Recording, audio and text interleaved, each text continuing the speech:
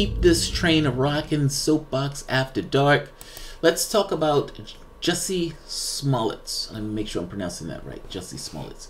I avoided, Smollett. I avoided this case when over the course of a few days because I didn't necessarily understand what was taking place. And it seemed like the facts on the ground were changing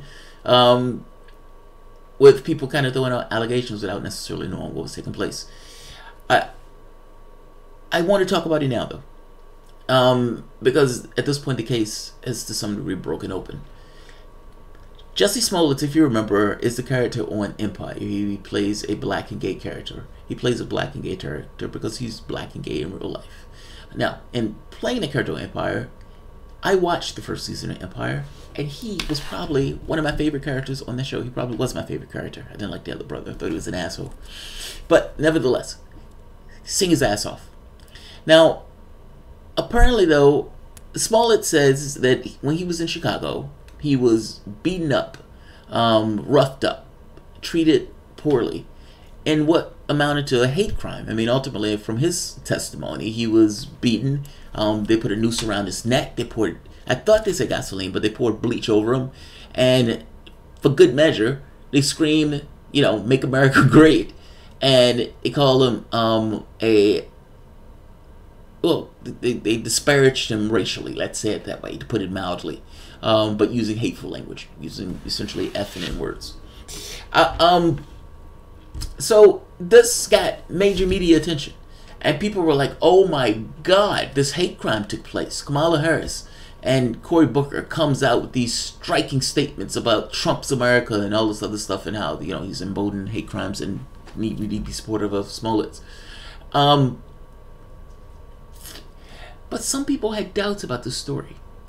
Now, it is difficult to say that a guy who was the victim of a hate crime wasn't a victim of a hate crime. You give him the benefit of the doubt because of what he's saying, and it's a difficult thing to accept that the individual is potentially lying about it. Except in the case that the people who had doubts ended up being right to have those doubts.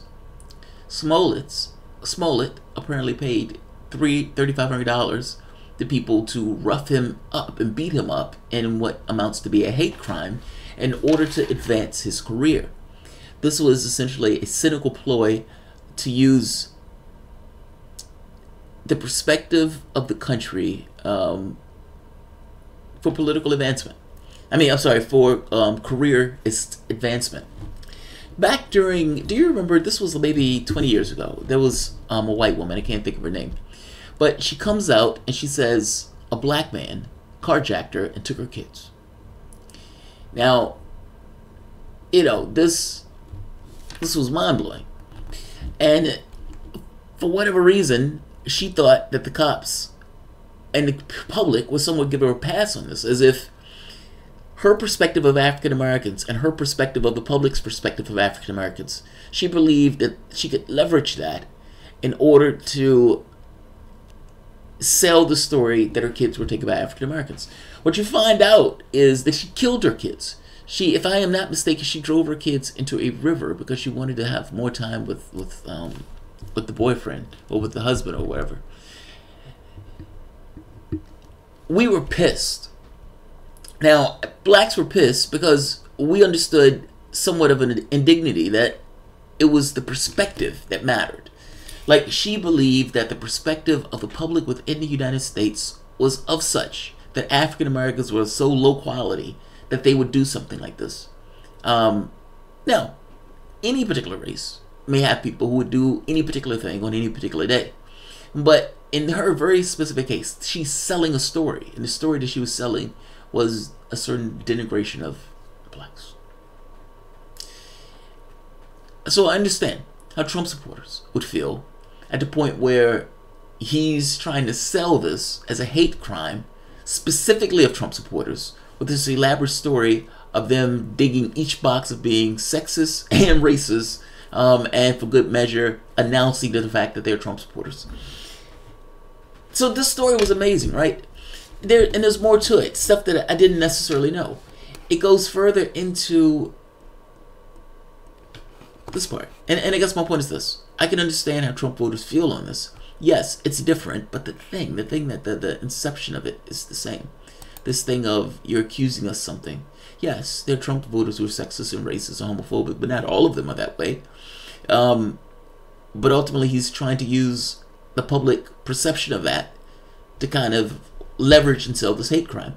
I mean, this is an wildly elaborate story, but these things do happen, so you don't necessarily want to outright disagree with it. He pays two African brothers, to rough him up. Now, they did rough him up, but they practiced this in advance, meaning he told them in advance what he wanted to do. So, let's start here.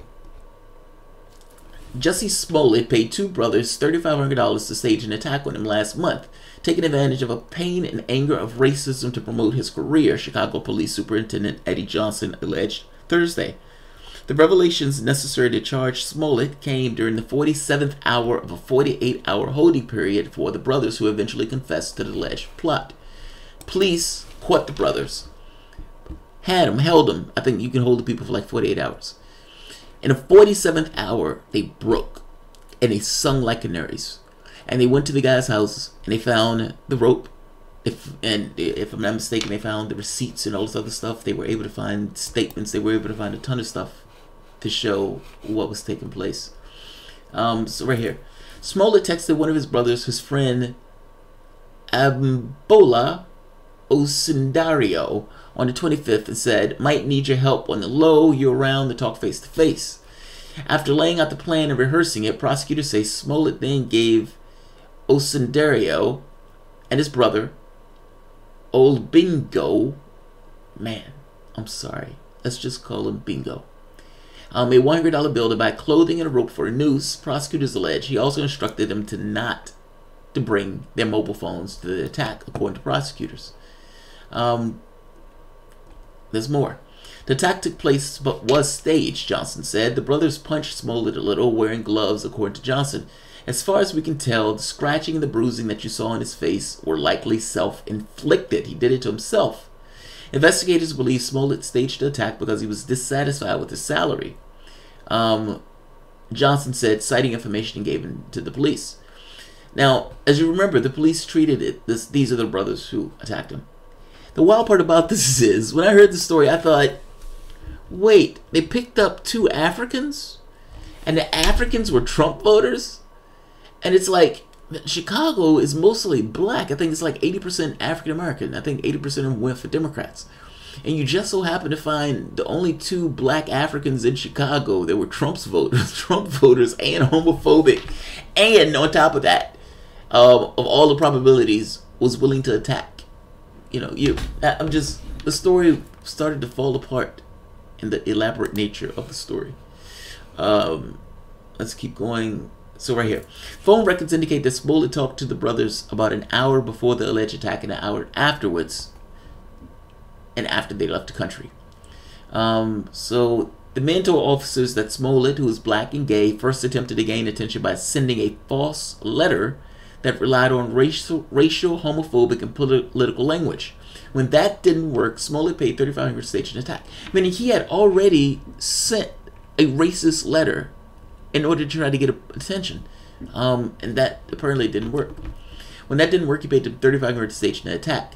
7 days before the alleged attack, a letter was sent to Chicago, set of Empire. It contained white powder and a drawing of a stick figure hanging from a tree, police said. Authorities determined the powder to be aspirin, policewoman Anthony Gunglima said. According to prosecutors, Smollett told Osundario that he was disappointed at the Empire team's reaction to the letter.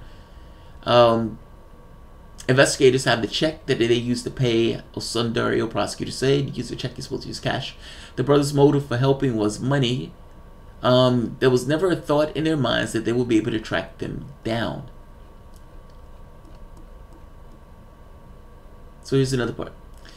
Smollett, who played a gay character on Fox drama Empire, told detectives that the two men attacked him near the lower entrance of the Lowe's Hotel in Chicago, police said. The men yelled, "Empire, quote-unquote, faggot," Empire, quote-unquote, nigger while striking him, police were told. The actor also confirmed that one of the men shouted, "This is Make America Great Country," in reference to President Donald Trump's Make America Great Again slogan. Prosecutors alleged that Smollett directed the brothers to utter the remarks and epithets while attacking him. The attack was supposed to go down at 10 p.m. on January 28th, but was postponed to 2 the next morning. Smollett took the brothers to the site where he wanted the incident to occur on the 27th and pointed out to surveillance cameras on the corner he thought would record the attack. Prosecutors said. They said the plan was changed so the bleach would be used as opposed to gasoline.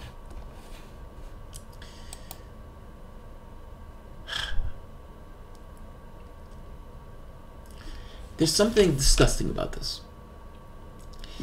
There are real world scenarios where people are attacked for being black or gay, for being Hispanic. You see all these videos all the time where people are being attacked for being Hispanic.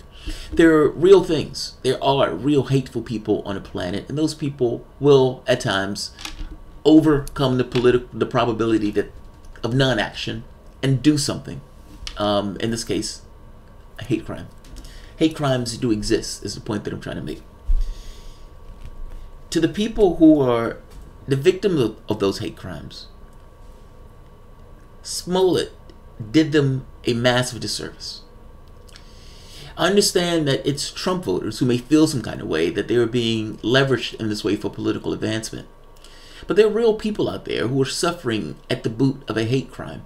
And in suffering at the boot of a hate crime, it's nice to know that there will just be a little bit of extra doubt placed on their stories because of Smollett. And he didn't do this for any particular reason other than his own vulgar ambitions. Like there's something particularly gross about this particular story and what he was willing to do and who he was willing to hurt in order to make this story work.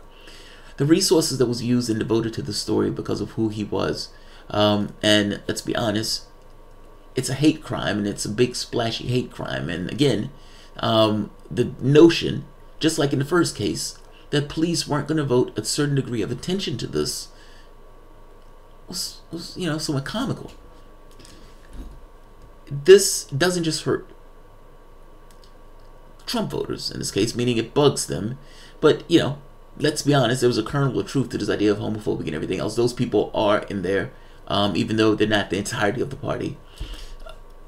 It's also to people who are actual victims of abuse and victims of hate crimes. It's bad enough to be the victim of one of those things. It's doubly so to have people doubting your story. And to some degree doubting your story, because they reflexively want to be for or against something in a political space. But also because of people like this, who is willing to do whatever they needed to do in order to leverage, you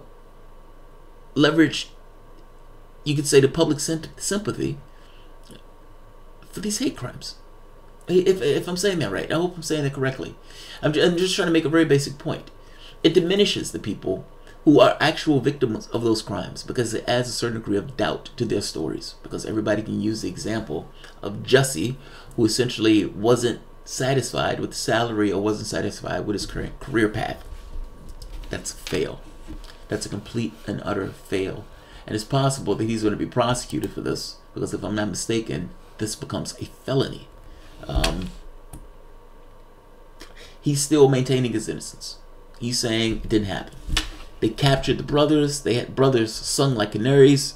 The brothers wanted the cash. The brothers told police anything that they wanted to know. He still maintains his innocence. Good luck on that one. Good luck on that. Out in this, if I am not mistaken, this is a felony. And yeah, I don't like, my sympathies for this is somewhat low. I understand that people are human beings and people fuck up and all this other stuff, but this fuck up, if you want to call it a fuck up, is purely for just rank career advancement and leveraging hate crimes for something like this. I hate using, I try to give people the benefit of the doubt in regards to being racist, sexist, homophobic, those type of things, because the moment that you start using those words, if those words mean anything at all, if those words are actually tethered to the real world phenomena, to some degree it shuts down debate. Yes, those words may apply. There's a region of subjectivity to a certain degree, but the words may apply. But the moment that those words are used, you shut down debate. So I try to give the benefit of the doubt and allowing people to make their points. In this very specific case, he's using the fact that there are some people out there who are victims of hate crimes and is leveraging the sympathy associated with something like that for rank career advancement. I find that to be particularly gross. It doesn't just, you can say, aggravate Trump voters. It also diminishes people who were actual victims. Smollett is going to be facing prosecution. So, just saying. Just saying. I'll end this here. If you enjoy the content, please feel free to share, like, subscribe. You can always support through PayPal or Patreon. Thanks all. I will see you guys in the morning. Actually, I want to play some chess. I may play some chess. But otherwise, I'll see you guys in the morning. Thanks all.